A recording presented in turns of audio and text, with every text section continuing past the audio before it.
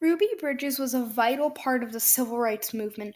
What led Ruby to become a civil rights activist? She has been one since the start of first grade, but what led her to continue that path? Bridges' father did not want Ruby to take the test that let her go to a white school. Her mother really wanted to let Ruby take the test. She ended up taking it when her father was convinced to let her. He wanted Ruby to be safe, but the opportunities she could get were huge. Ruby was chosen to be one of six kids to go to a white school. Two of them left. It was just Ruby at the William France Elementary School. The other kids selected had gone to another school. The kids in Ruby's class had left. What would Ruby do? She was the only black student in the whole school. Well, she would walk to school every day with four federal marshals. This was due to angry mobs trying to hurt Ruby. But even with the mob, Ruby still went to school as any other kid. She thought it was like Mardi Gras. This belief was shattered when a person threatened to poison her and Ruby found another person holding a black doll in a coffin. Miss Henry was Bridget's teacher for her first year.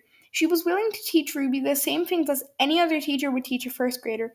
Miss Henry would help Ruby, but she could not do the work for Ruby. So Ruby had to do her classwork alone, ate lunch alone, and had recess alone.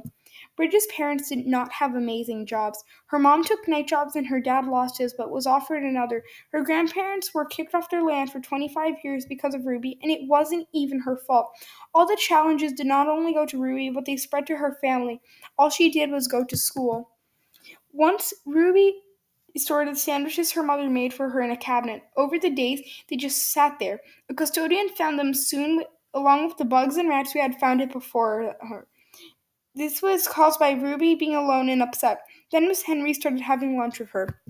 On Bridget's first day of school, she was all alone. She just sat in the principal's office the whole day. This was caused by the huge mob outside. This was unfair to Bridget because she just went to school to sit in an office the whole day.